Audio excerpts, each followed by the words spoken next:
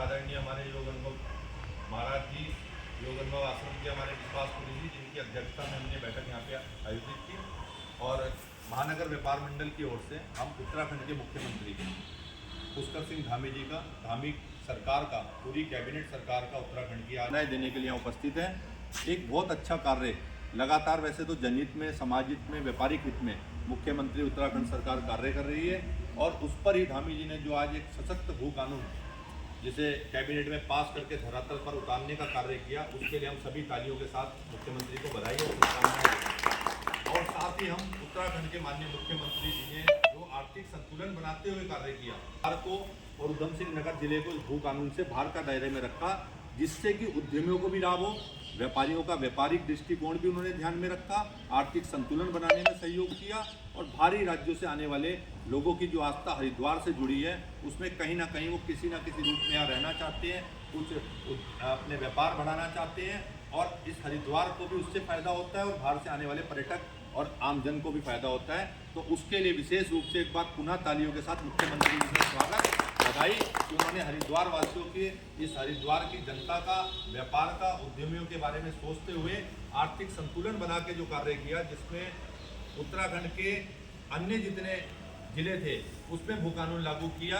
क्योंकि वहाँ पे प्रकृति को बचाना है, वहाँ पर हमारे को एक ऐसा संतुलन बनाना है कि हरित प्रदेश है, हमारे पेड़ पौधे। मंत्री ने, उत्तराखंड सरकार ने, धामी सरकार ने एक अच्छा निर्णय लेते हुए एक बहुत अच्छा सशक्त भू कानून यहाँ लागू किया। इसके लिए आज सभी हम महानगर व्यापार मंडल की ओर से, आदरणीय हमारे विश्वासपुरी जी महाराज जी की अध्यक्षता में और आप सभी साथियों के सहयोग से हम महानगर व्यापार मंडल की ओर से उत्तराखंड के यशस्वी मुख्यमंत्री को बधाई देते हैं और उनसे इसी प्रकार आशा करते हैं कि वो जनहित में, व्यापारिक हित में ऐसे ही फैसले ले जिसमें सबका भला हो, सबका हित हो। और ये बहुत अच्छा एक कार्य करके उन्होंने यहाँ की जनता के साथ साथ, उत्तराखंड की जनता के साथ साथ पूरे विश्व में जो ऐतिहासिक एक भू कानून लाने का कार्य किया, ऐतिहासिक यूसीसी कानून लाने का कार्य किया, वो ऐतिहासिक जितने भी कार्य कर रहे हैं ये हमेशा इतिहास में दर्ज होंगे और इतिहास इन्हें देखेगा। और ये देखते हुए आज उत्तराखंड का नाम पूरे भारत में गौरवान्वित हो रहा है कि यहाँ के मुख्यमंत्री लगातार ऐसे ऐसे फैसले लेके, ऐसे ऐसे कानून लाके यहाँ की जनता के साथ साथ पूरे विश्व में उत्तराखंड का डंका बजा रहे हैं। हम पुनः एक बार उत्तराखंड के मुख्यमंत्री माननीय पुष्कर सिंह धामी जी को हरिद्वार की समस्त मीडिया की तरफ से, आप व्यापार मंडल के व्यापारी भाइयों की तरफ से, जनता की तरफ से बहुत बहुत शुभकामनाएं, बधाई देते हैं। इसी प्रकार वो निरंतर हरिद्वार के हित के लिए और साथ ही पूरे उत्तराखंड के हित के लिए कार्य करते रहें। उनको और मजबूती से हम लोग साथ खड़े होकर, कंधे से कंधा मिला के उनको आगे बढ़ाने का जितना प्रयास होगा व्यापारियों की तरफ से वो भी हम करेंगे। और ऐसे मुख्यमंत्री हर राज्य को मिले, ऐसा देश के प्रधानमंत्री नरेंद्र मोदी जी से भी हम एक